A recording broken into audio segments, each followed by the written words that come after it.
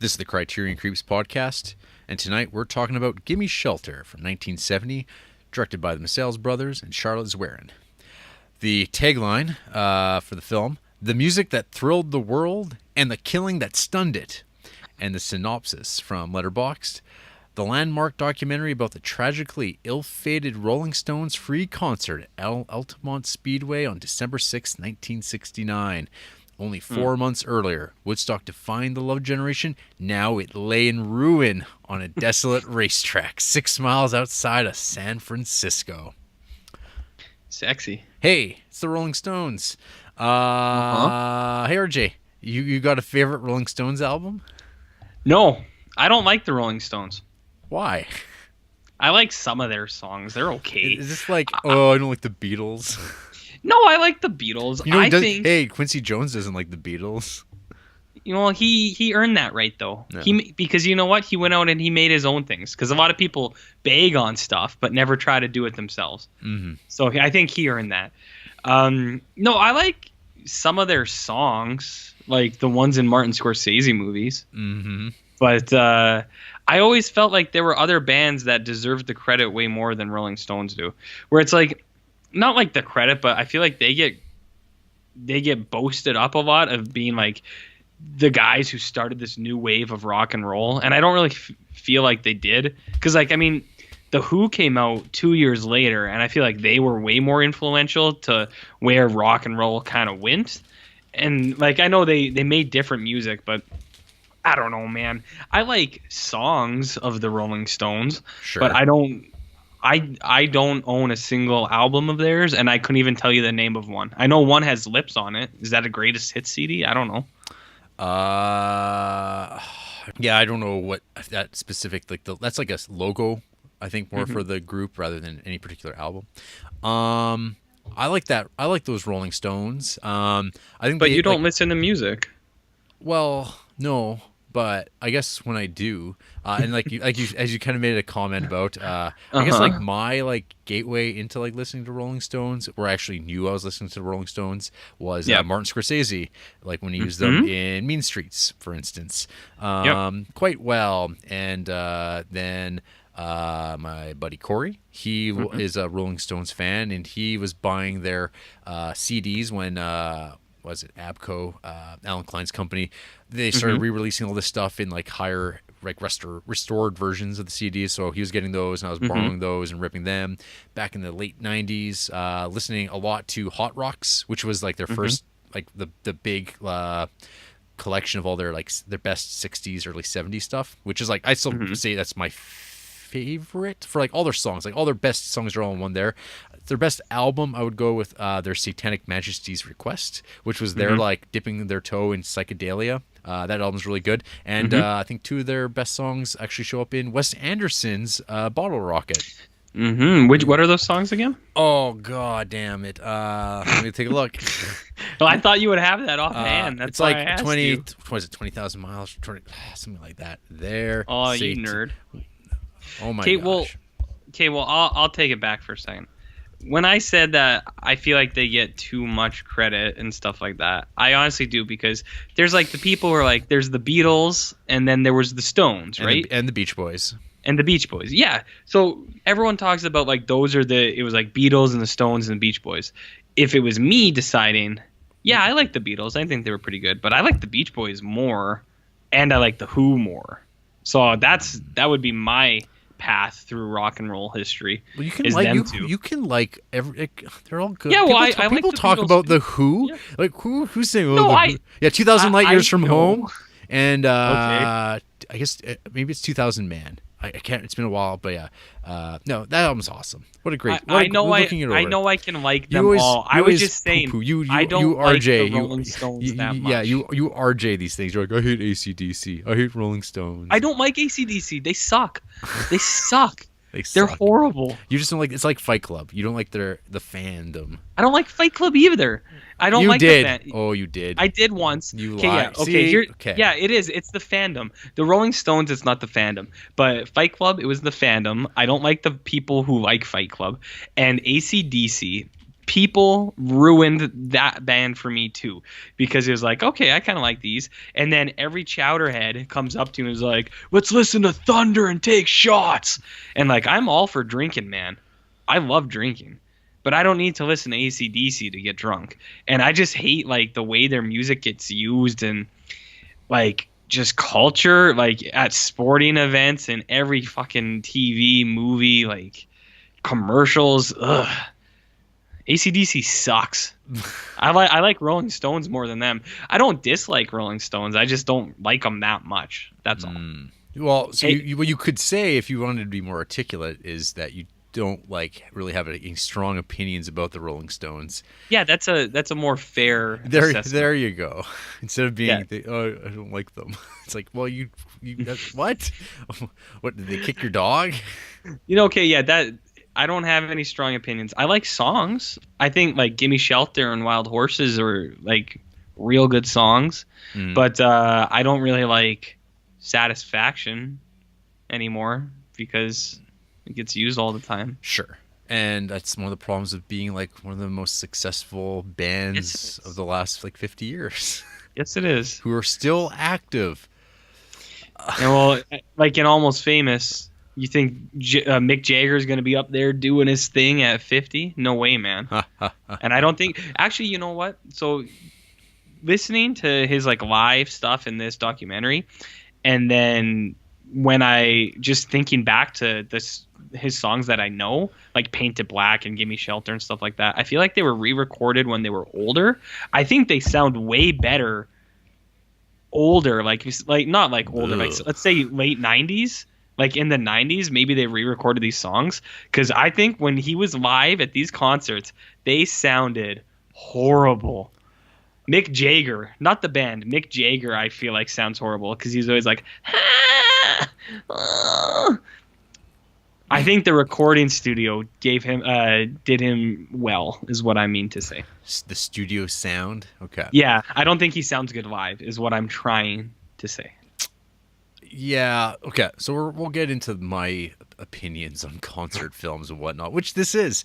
Okay. So first of all, RJ, what did you know about this documentary going in?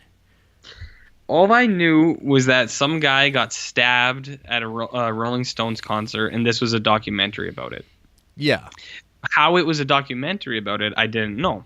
So when I was watching it, I was surprised, and I actually liked the way that it played out. There's no like narrator, there's no setup almost. It just throws you into random segments of clips and footage that they have, and it leads you up to that.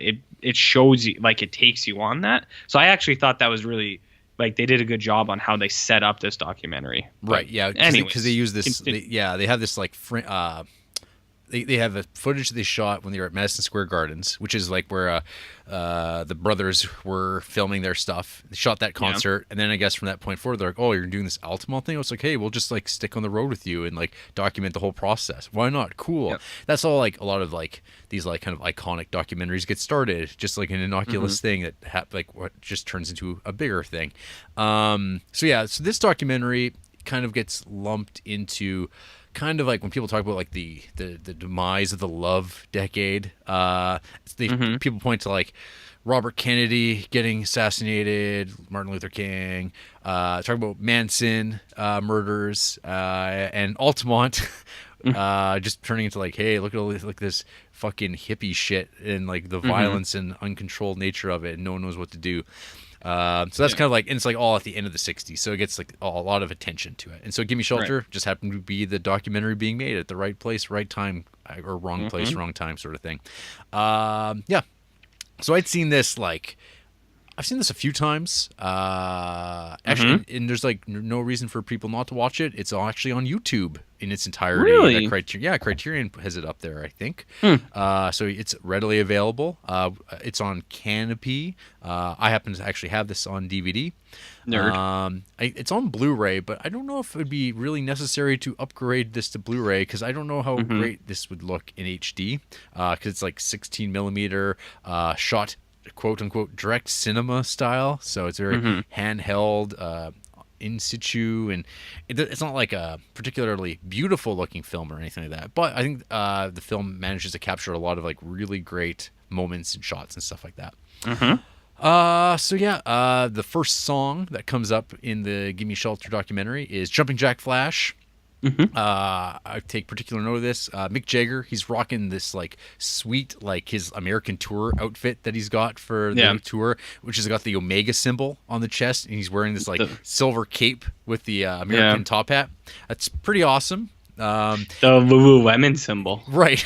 Yes. Yeah. Lululemon. So he was there beforehand. We could. I don't know. I don't really know too much. Maybe you do, RJ, about Mick Jagger's like crazy like fitness regime, because like he like his body physically has not changed very much, which like is kind of ridiculous. In fact, like not all of them pretty well, other than their faces, physically look the same, and it's like I think it's just British genetics. It's just like eating beans on toast. Well, yeah, because I remember hard-boiled eggs, and that's it. That's their diet, and cigarettes and drink. Yeah. Yeah, because he drinks like Diet Coke. Yeah. So maybe that's what it is. Mayhaps. Yeah. So yeah, that's always a strange thing. Yeah, I don't find him a heartthrob in the least. Mick Jagger? Nah, he's gross. I don't know. Twiggy. I don't know, man. Yeah, no, he's got the that androgynous quality to him that I think kind of made him a superstar. Like me. Unlike you. What? You are quite unandrogynous. I'm pretty femme. Yeah. Burly beardo here. On the inside, Jarrett. Yeah. No, yeah, I mean, Mick Jagger, he kind of has that, like, that quality that you had to have to be, like, a sex icon. As a rock star, that Jim Morrison kind of vibe. I think Jim Morrison's way creepier looking to me than Mick Jagger. Jim Morrison's creepy looking to you? Jim Morrison? Yeah. Well, it's like, I mean, to me, it's like, I'd say, like, there's a reason why Mick Jagger and David Bowie got together, if you know what I mean. China Girl. No, wait, that was about Iggy Pop, I think. Speaking of another guy who's, like, got, like, ridiculous physique to this day, Iggy Pop. Iggy Pop? Yeah. Yeah, I don't know what's that man is together. Beef jerky. Ooh. Yeah. Rip me off a piece. Yeah, so the film, just like I was kind of talking about, just them documenting the whole process leading up to the Altamont Fremont concert.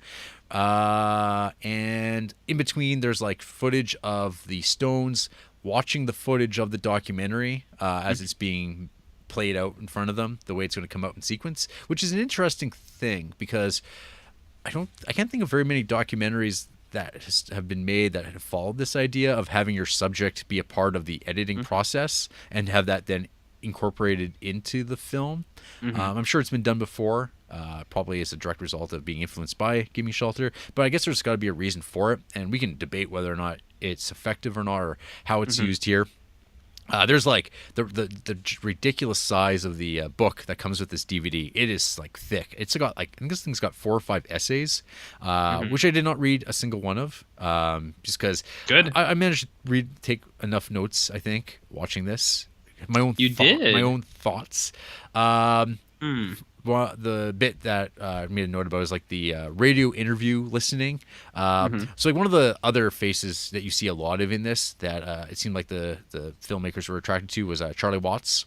They linger on him so much. Yeah, they do, and it's like I didn't really think about it because it seems like when people talk about the Rolling Stones, it's Mick Jagger and Keith Richards. Like that's who gets primarily talked about. But I mean, Charlie Watts has been there the entire time, all along the way. So you get a lot of like his reactions to stuff. Where it's like I think I don't know why they wouldn't have as many shots of Keith Richards. Maybe he just like, because he always has like, he has a pretty great smile and smirk, and he seems like nothing seems to really faze him all that much.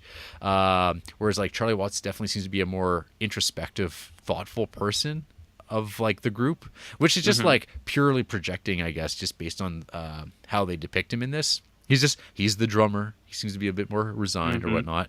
Not a lot of Bill Wyman at all, really. Because nobody cares about him. Oh man, that song he has in Phenomena, Argento's movie. Man, that song is awesome. The Valley, I didn't know he had a song in there, but every song on that in that fucking movie is dope. His is the non-metal track. I love the zoom in on the "Gimme Shelter" title card, which is like on the Stein on the screen on the Steinbeck, I think is what it's called, or is that piano? It's like it's a cool zoom on. I'm like, that's a really nice touch. And direct cinema. So this. I'm trying to think. What has there been anything like this so far in the collection that I'm just like forgetting? I mean, the closest precedent to this would be Spinal Tap, which like I mean we were watching that like 10 years after this had come out already, and this idea like in Spinal Tap is the send up of I guess this type of story like concert film documenting a rock band and like the stupid shit that musicians say, but we're getting like the self-reflexive moments of like Mick Jagger like a year later watching him saying dumb shit and he's just like fuck, like he's like, oh my god, I'm rubbish. Rubbish. What an asshole I am. Which is interesting because like we watched another documentary that kind of is like old grandpa Mick, and you see how much these men have grown up and they're just polished professionals now instead of like kids who got like the most ridiculous break ever and got to do whatever the fuck they wanted to do, and managed to actually survive and become, well, most of them survived. Some of them did not. That's how that goes. But that's how she goes. So there's like a lot of this is Mick Jagger is the subject of the camera. And like a lot of the performance is just like Mick Jagger singing. And I think you were kind of commenting about the sound of the musical performances. And like I mean like there's like I'm not sure how much effort was put into like capturing the live performances and like making it sound like, because most of us only have experienced the Stones in studio form in CD. And I always had this like this conversation with a friend of mine who was a musician, and they were like I would always have a thing. I'm like, I prefer like studio versions to live versions because I don't know, there's something about the quality. Is like, well, I mean, you know if a band's really good if they're good live. If they're not good live, then they're not a good band. Which I've always thought about that. So I've thought about that as well, because that's a pretty common thing people say, I feel. And there are certain bands that I've noticed that too. Bands that I've seen live that are really good live, almost better than they are in the studio. Like say Pearl Jam. Pearl Jam live is like such a different experience than to listening them studio. Their studio stuff is good too, but it's like the best example I can think of is if there's any like serious satellite radio listeners out there, there's all these bands that have their own station that play just that band. Like not just, but like 80% is that band exclusively. And on Pearl Jam, they have their own station. And 100% almost of the Pearl Jam songs that they play are live versions from concerts. Right. And I feel like that speaks to it a little bit, where it's like that's a band where it's like live is better. But there's a lot of things that aren't as good live. Like I've been to a couple rap concerts, and those aren't as good live. And mostly it's because like a lot of those songs, like the new stuff, there's so many people involved in it, like so many collaborating artists that a lot of the time they can't sing that person's part, and they're not just gonna like put like audio track in their concert. So like I remember I was at a concert once, and this guy only sang half of every song he had because he couldn't actually do the other parts, and it was just like, this sucks. So anyways, so I know that like how much was put into their, like for those shows in the 60s, like they probably weren't, the focus wasn't recording the audio, but I thought the band sounded fine. I just thought Mick Jagger doesn't sound very good. I didn't think it sounded bad, or I didn't think he sounded bad or not. I saw some notes, like I think I saw one guy, he made some comment like, seems like Keith Richards is like always in the wrong key. But I'm like, maybe I don't know. I don't know enough about music to like say one way or another. Like I think they made some comments like, I didn't know what song they were playing until Mick Jagger started singing, and I was like, I don't know. Those riffs were pretty like, I mean, I've heard of them enough that I kind of like, I know what they are. Especially at that period of time, like the songs they were playing, those are like, those are all like the number ones. They'd be on the Rolling Stones one CD. Yeah, so then we get introduced to Mel Belli, who was later played by Brian Cox in David Fincher's Zodiac. Nice. He's the serves as the, I guess, like the band's lawyer as they're trying to get this gigantic free concert going. And like it's like one thing to like think about, oh, it's just like a free concert, but then you're like, oh, there's how many hundreds of thousands of people coming to this thing. Later on, there's like that ridiculous swooping helicopter shot of like people just like converging, and you see this mass of people, and you're like, where are the like porta potties? Like where's anything? Where's anything? Where are basic services? It's like, Jesus Christ. Like no wonder this is a goddamn fiasco, because it's all gonna work out in the end. It's like, is it? Well, that's like you're listening to him talk, and like he's clearly not quite himself, and he's like, because they're like, what do you want out of this concert? He's like, it's not really a concert. It's just an idea to get people together. They're so talk. Yeah, they're fucked up. They're like on all sorts of stuff, and they're like, they don't realize what could go wrong. It's all gonna work out, you know, which is like, so naive. Everything's just gonna work out great. And like now, we live in 2018, which is just like a nightmare of logistics, and like it's like we've nanny stated ourselves. Like everything is so controlled because of events like this, where it's like, well, this has to change and this and this, so everything's insured, and like the ridiculous hoops you have to do to like make things work. The fact that like people are able to just scale up scaffolding and just climb up things, you're like, yeah, no one could do that now. Like you'd be arrested. Like you'd just be like, that would be the end of it, rather than just like the weird.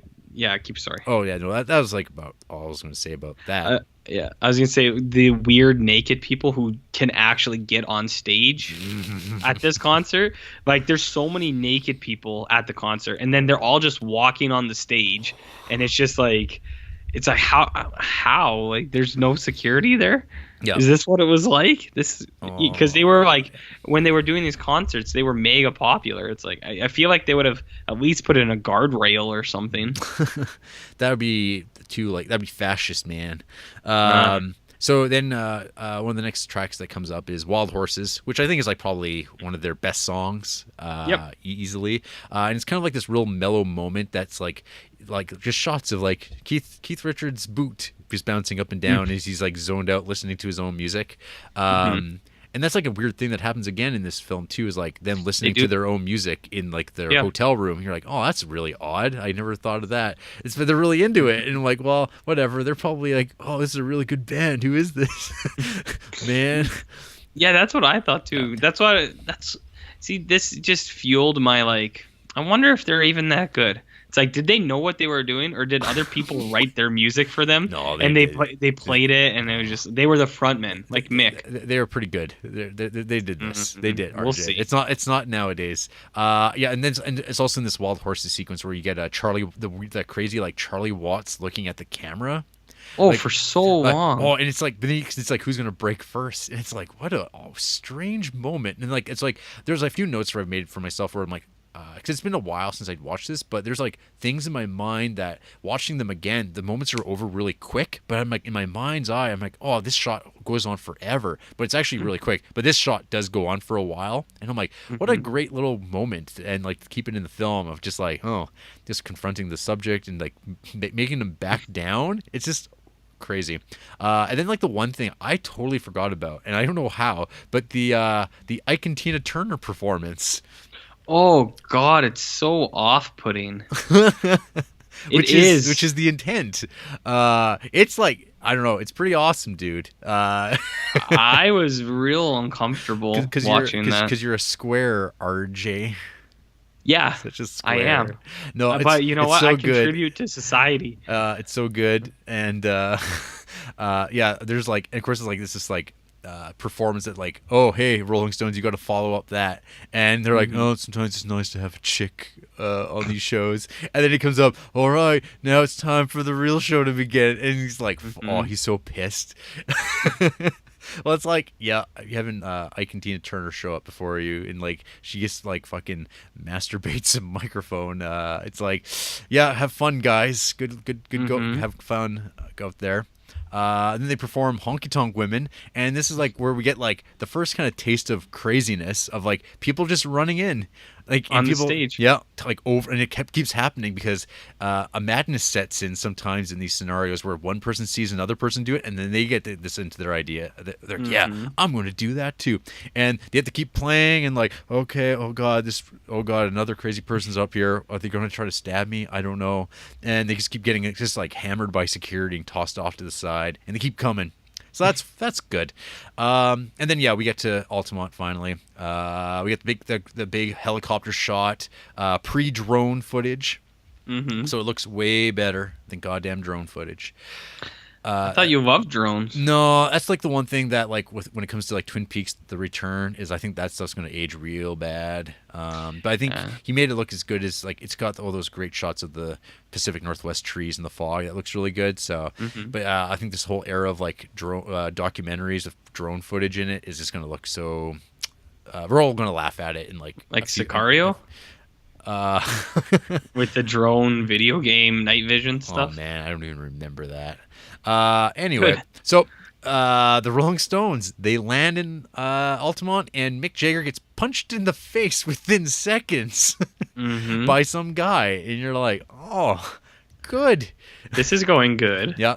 And then the band goes into a trailer that's very small, and they just hang out there for hours and are like just getting like fucked up beyond belief.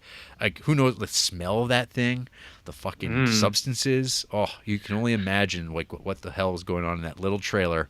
I can. I've been with you. Oh yeah, in my smoke house. Your horde. Yeah.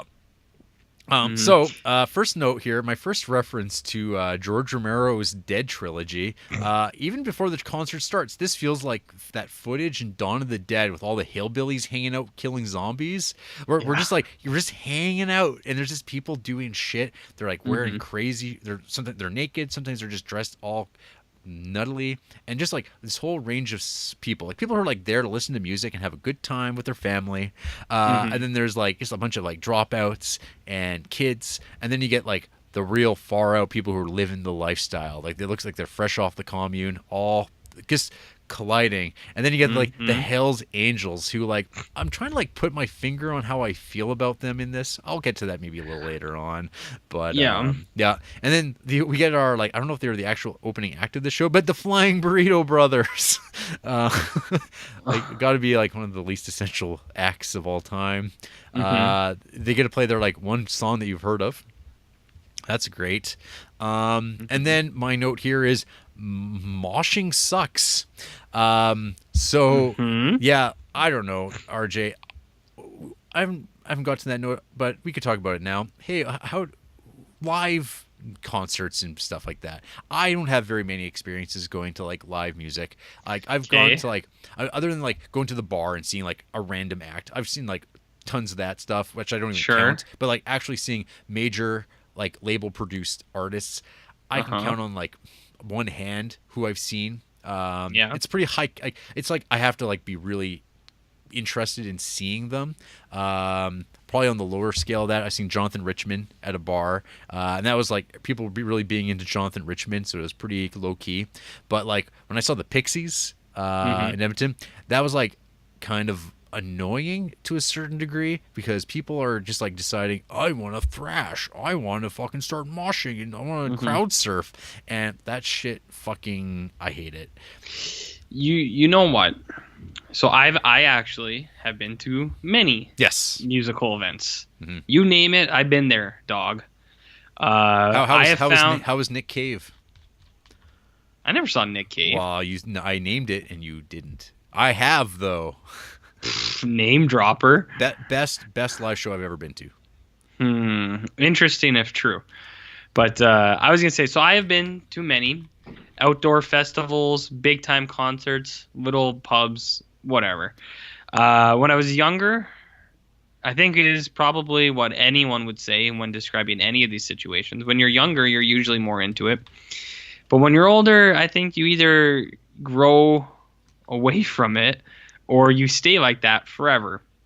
So a good example is I just saw like Sasquatch Music Festival just put out there who's going there, and it's like on it, not kidding, like 5 of my favorite bands are going, but I'm not gonna go. I'm not gonna go to a 4-day, fucking music festival and spend like $600 for the 4 days to be there, and like crowding the stage. And so I know what you mean. Like, so I don't go on the floor anymore because it is too much for me, because it's like I don't care enough to jump around with the kids. Yep.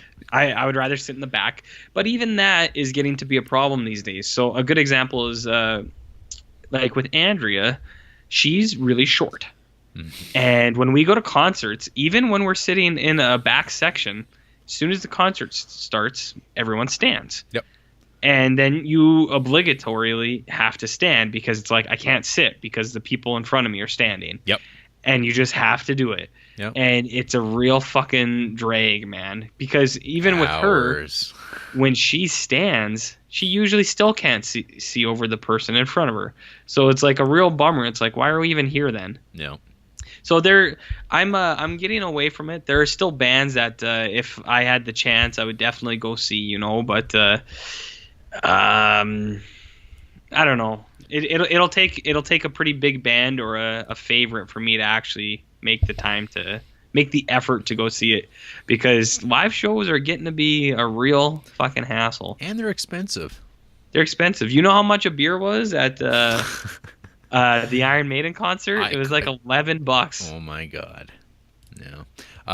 Yeah, when I went to that Slayer show a couple years ago, it was like I enjoyed that, but yeah, I was really glad I was not on the floor, because it was just people moshing, and I'm like, fuck, it looks so annoying.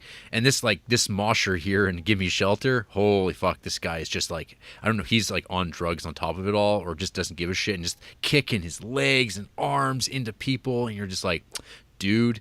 And yes, sure enough, he it seems like the way from the editing goes, the Hells Angels bust out the pool cues on him and on some other folk.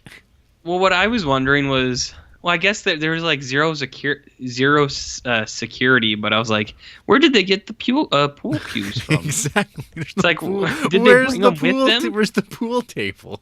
Yeah. I guess, when people are really into pool, they actually do have their pool cues with them. Like, they are collapsible. Like, my dad has a pool cue. Like, so, I mean, like, yeah, I guess but would you take it to a concert out in a field? Well, if you were a Hell's Angel, maybe you're like, oh, right after this, guys, we're going to go back to the clubhouse. And we're going to do Sons of Anarchy type of things.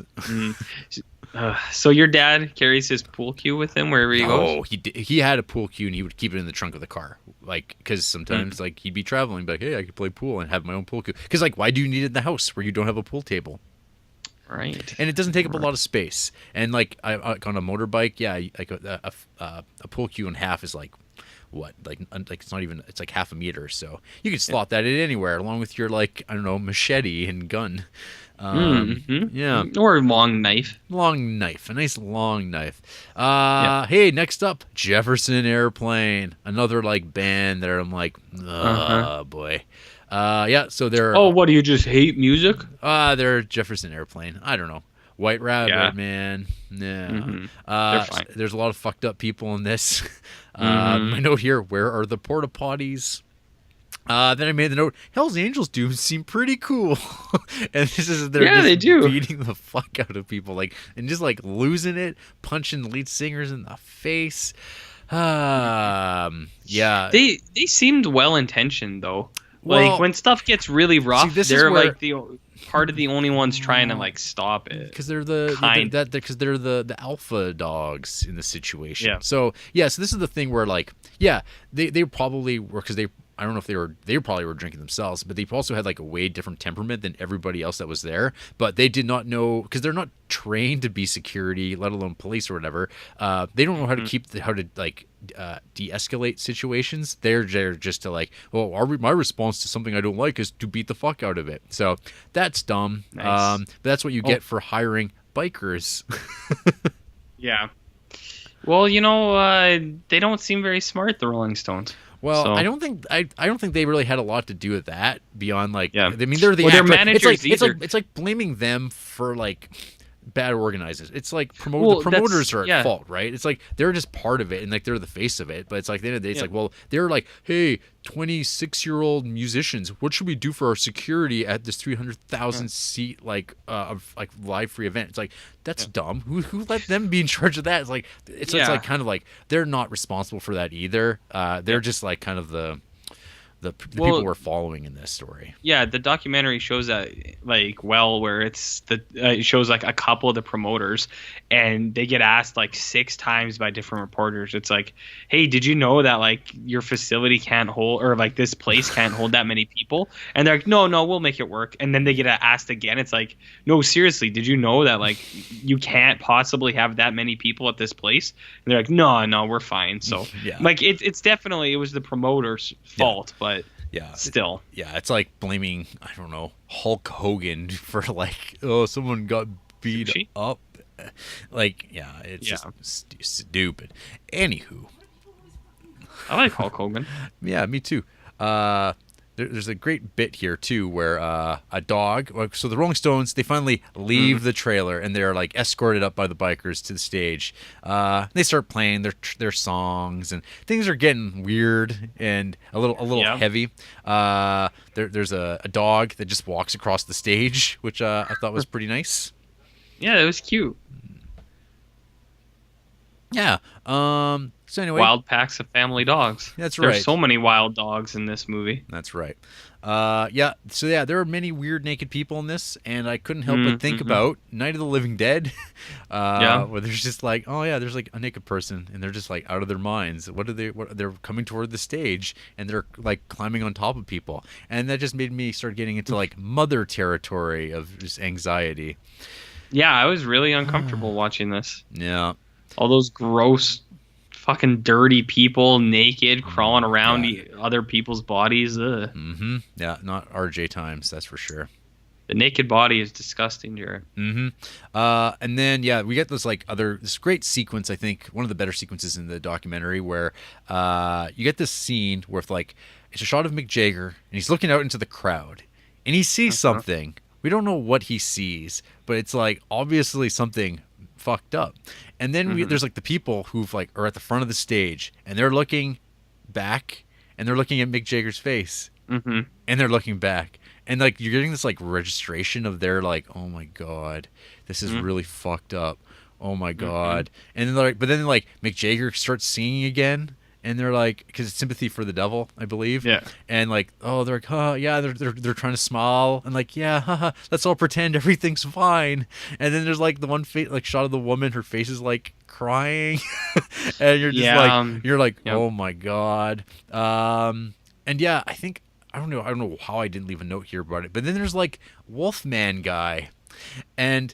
If you know who I'm talking about, the guy who's on the stage and he's like tripping and he's just there and he's like the camera just holds on him as he's like having this like internal dialogue on stage a mere few feet from Mick Jagger, and Mick Jagger doesn't know he's there. He's like one of the like Hell's Angels security guys is like doesn't know he's there, and we just get this long process of like waiting. It's like, how long is it going to take for anyone to notice that this guy is just on the stage, and who knows what he's going to do because he doesn't look all right. And so finally you get that delay of, oh shit, get him off the stage, and he's gone. That's during Under My Thumb. That's why I knew I had a note about him. And so Under My Thumb is the song that is of course being played when Meredith Hunter is murdered, or not murdered, killed in self-defense, as would be later ruled in a court of law, as like he brought a gun, and it looked like it. He sure did. He definitely was guilty of bringing a gun, and maybe didn't need to get killed, but. That's what happened. Yeah, he sure got stabbed in the head. Sure did. I'll tell you that much. Yeah, that seems to have exactly what have happened. It is kind of amazing that they got that on film. Because it's like they're not even filming the crowd that much unless there was a different camera and they just cut that. But you see that dude get stabbed in the head, real hard. But you also see him pull out a gun. So he came back with that gun. Yep. Yeah. And then concert wraps up and the Rolling Stones get the fuck out of Dodge. They're Yeah, like helicopter. they are sitting on each other's laps and just like flying away. And this is followed by another shot from a zombie horror movie of like the people like walking down, shambling around in the dark, backlit from like the scaffold lighting, and it's just like, oh yeah, we just saw like an outbreak, and they're just shambling now toward us in the darkness. Who are these people? Who knows? And then the Rolling Stone, Mick Jagger's like, oh, all right, well, that's it. And we get the iconic shot, the zoom in on Mick Jagger's face after watching the footage. And we get played out with the title track of this movie, Gimme Shelter. Mm-hmm. Isn't it fun? Yeah. So, hey, RJ. Yeah. So, what did you think of Gimme Shelter? I thought it was fine. Like we were saying, I thought the way that they set up the documentary was really nice. Like, there's, like I was saying, no narration, or they don't like guide you through it or anything like that. They kind of just, you learn the story by watching it, and I thought that was really good. And like when we're talking in the preamble about Almost Famous, I do really like seeing like bands on the road, kind of. But this isn't totally that kind of movie. It's a little bit different. I think it's an interesting story, and it's, like I said, amazing that they got that like killing on film. I think that's pretty nuts. But I've seen better. I think I think PJ-20 by my buddy Cameron Crowe. I think that's a better documentary. And they had an even worse tragedy when those like 9 people got trampled in Denmark or whatever. So who's the real tragedy here? No, it's good. I like it. I just I'm not the biggest Rolling Stones fan, as you can tell. And like I think the story is interesting, but I don't know. I don't know if I'd watch this again.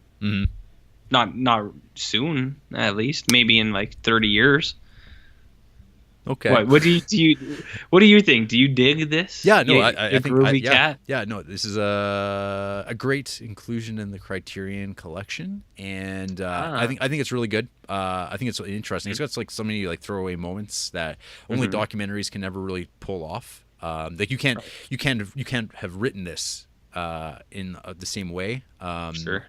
Like it would be like Almost Famous if you wrote it, I guess. Like it would just be saccharine and kind of like sweet and like not like this like depressing zombie movie in the form of a music documentary depicting like, I guess, this like pinnacle point, because at the time they did not know that this was like the end of the love decade. The love generation was on its way out, and we were getting into like grimmer territory. I mean, Nixon had been elected in '68 and gets reelected again, and then impeached, and then people start getting real paranoid and weird, and militarization of SWAT teams in the police and all sorts of great stuff. Reagan's coming. Things just kind of keep marching on. So it's this is like that last little gasp of like, oh, look at these little hippies who like, it's like glossed over. It's like, yeah, it's kind of like, I could see people not really being into this lifestyle. This lifestyle is not for everybody. Like, nope. It's not for RJs. No, get a job, you bums. No, get a job. Work for your dad. It's a job. It pays. That's all that matters, baby. Yeah. So anyway, we also both watched a documentary about the Rolling Stones, RJ's favorite band, and that's Shine a Light, directed by Martin Scorsese.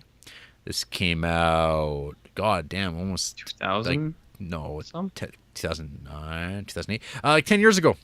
Yeah. So I had never seen this. I had, when I read about this, I was kind of like, oh, I like the Rolling Stones, all right.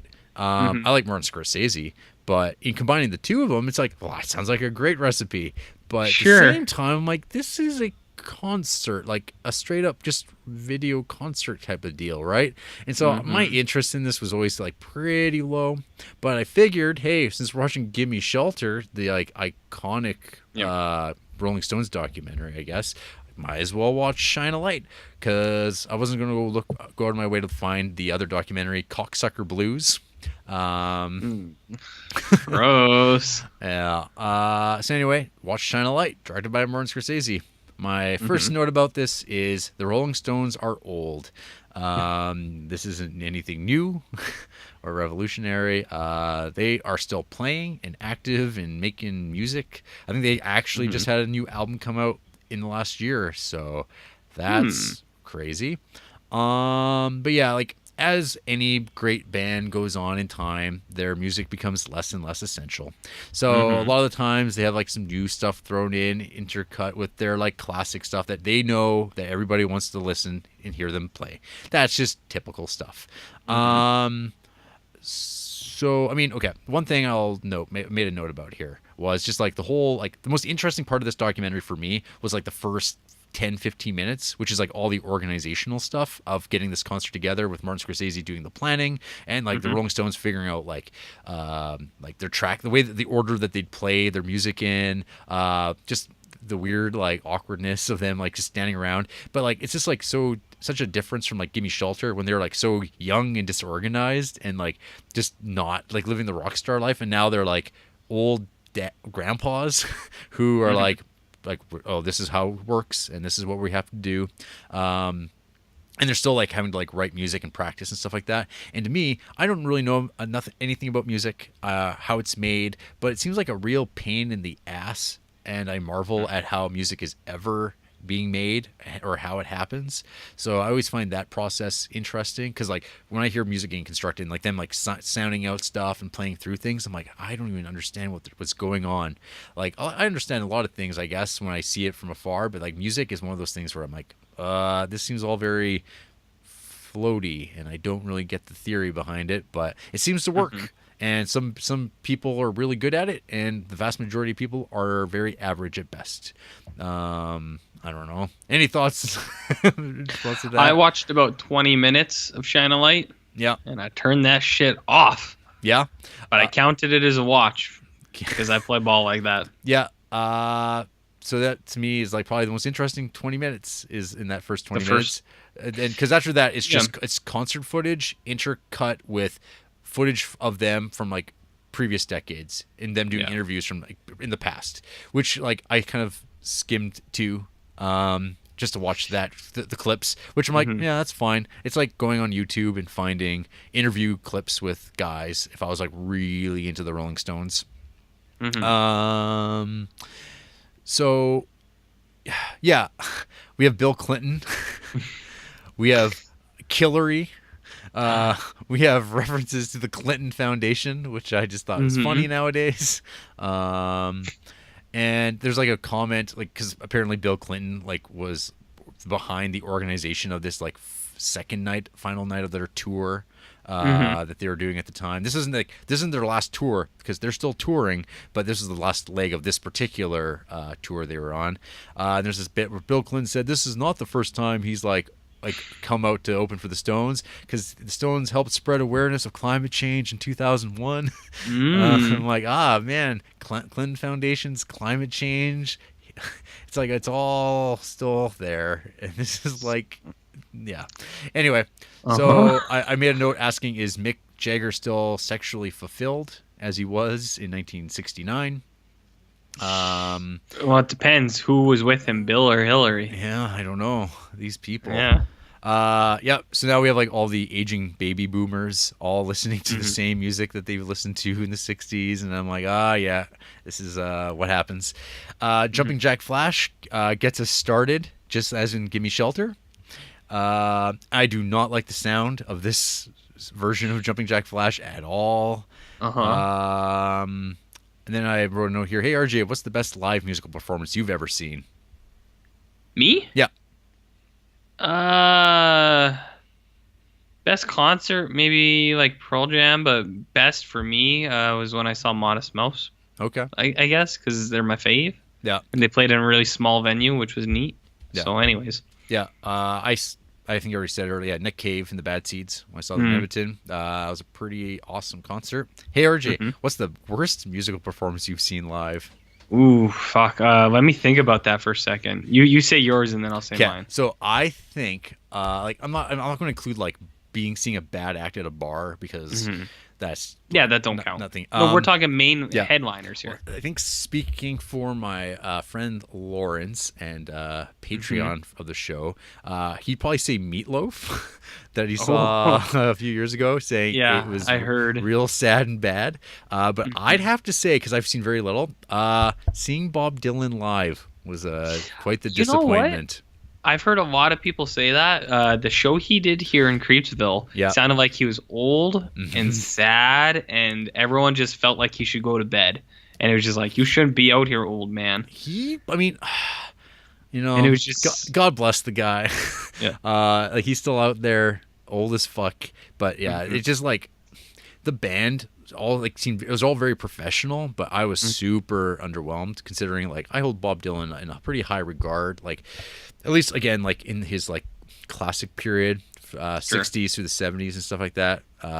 So like I was like, oh my god, Bob Dylan playing Creepsville, I have to go, and I did, and I was kind of like, and it's one of those things that like I think most people would be like, oh yeah, those are really good, and then you're like, no, buyer's remorse, or not remorse, but it wasn't very good. It's hard to say that, but you're like, well, times they are a changing. Well, it's like you bought it, you have to rationalize it. Exactly. So so what's your worst? I think there's probably a worse one than this, but this is the only one I can think of. When I was in Colorado for homecoming, we saw Academy Award-winning band 3-6 Mafia, who won for their song "Hard Out There for a Pimp" from what was that, Hustle and Flow. We saw they did a show, and that was the one I was talking about earlier. Is they have some songs, but they can't sing any of their songs because it's other rappers. So they all sang about like 40 seconds of each one of their songs, and then they would end by going, yeah, and then the music would just stop, and you'd be like, wait a minute, where's the rest of the song? And then they would start a new song, sing about 40 seconds, and then they'd go, yeah, and then they'd stop, and it was just like, what is going on? So that one was pretty bad. Okay. That one was pretty bad because, well, it's just because you couldn't hear. That's what I mean. Like, that was the problem with it. It's like, you can't even play a full song, can you? Yeah. And that's a bar. Yeah. So my note here, well, to be honest, watching concert films for any band is like watching inferior versions of songs you've heard better played. And you can listen to them anytime you want on iTunes. So being forced to watch a video of a performance where it's like you're not there live, and it's like it's very all fancily shot by Marty here, but it is I fast forward the fuck out of this Shine a Light. I was like, then I'd see like, oh, it's Jack White, oh, it's Christina Aguilera, oh, it's some other people I don't know who they are.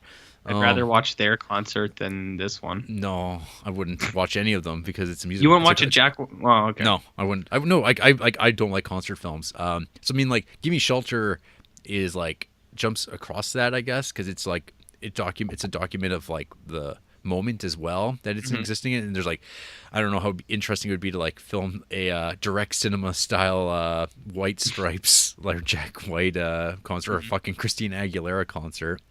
But yeah, I mean, I've seen a few of these live concert footage ones, little Pearl Jam, little Bowie, the huge. And if you like, I don't know, if you like the band enough, you can throw them on. What it's good for is like if you're hosting and you just throw it on in the background because it's playing, but I don't, unless you're real into the band, man, there's no reason to watch a concert. Oh, without a doubt. My dad, he still watches that fucking Eagles concert DVD, the fuck out of that. Your dad sounds old. Oh yeah, he's into the Eagles, man. Yeah. And Fleetwood Mac.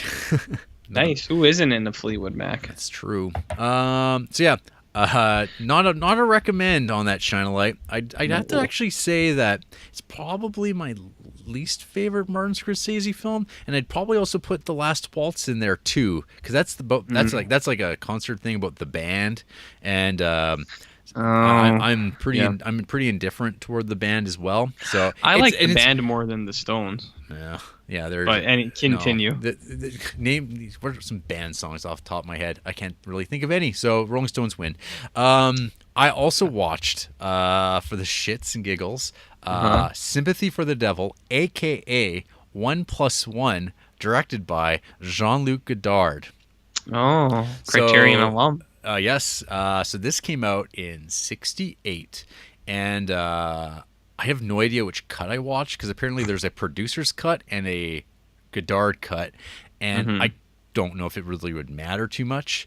So this is after Jean-Luc Godard got real political and shit, and really got into like Maoism and like real red communist stuff, while like also making these like Godard films, but like. I don't know. So a good half of this is just footage of him recording the Rolling Stones in studio, and it's like a real 60s style studio of them like figuring out "Sympathy for the Devil," their like iconic song, and it's just them noodling around, figuring out how this song's gonna work, and like settling finally on the samba sound of "Sympathy for the Devil." RJ, I don't think you would like "Sympathy for the Devil" very much. It is art house. Oh God! It's like I don't even really like care for this period of Godard. You'd have to be real into this to be get anything out of it. The footage of the Stones is good. Like it's just like very hypnotic and boring, but like his use of color is so nice.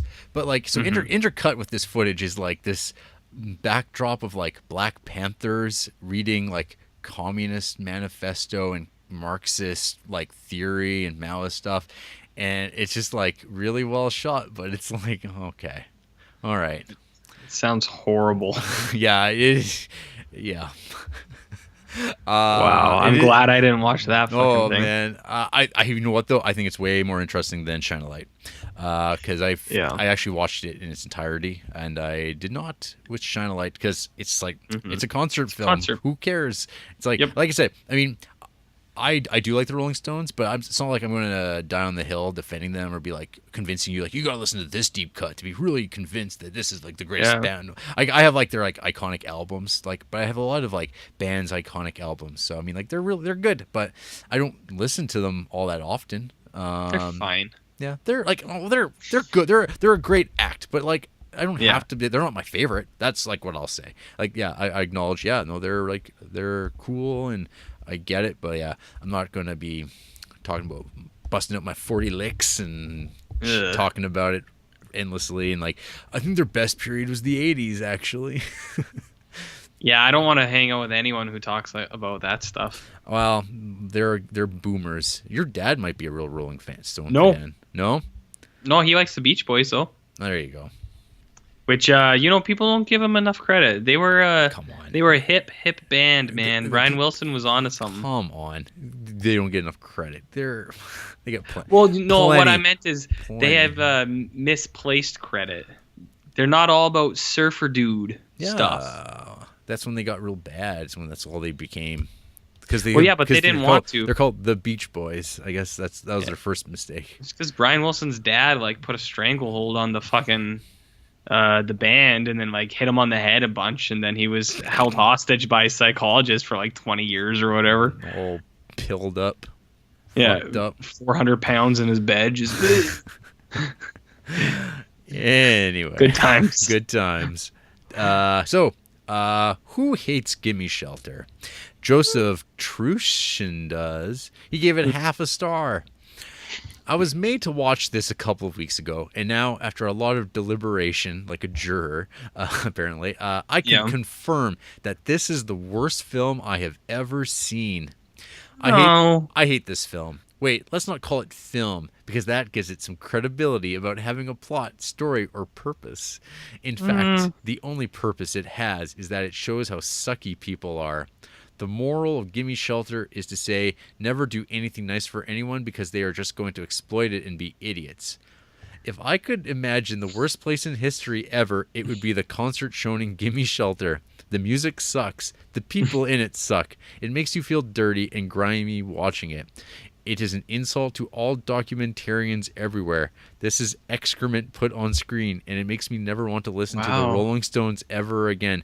This piece of trash will make you lose faith in humanity. It sucks. I feel like this is a troll review. It is the only half-star review for the film, but I don't think anyone like commented or anything, so no one bid on this. So we're giving it more exposure than it deserves, but what have you. Yeah. There's that guy's a little too hard on it. So Lise gives this 1 star.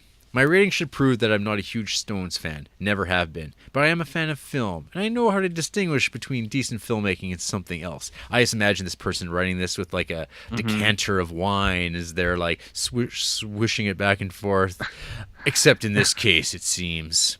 Having the camera on the members of the band while they do this or that or the other thing with zero engagement is nothing other than seriously boring.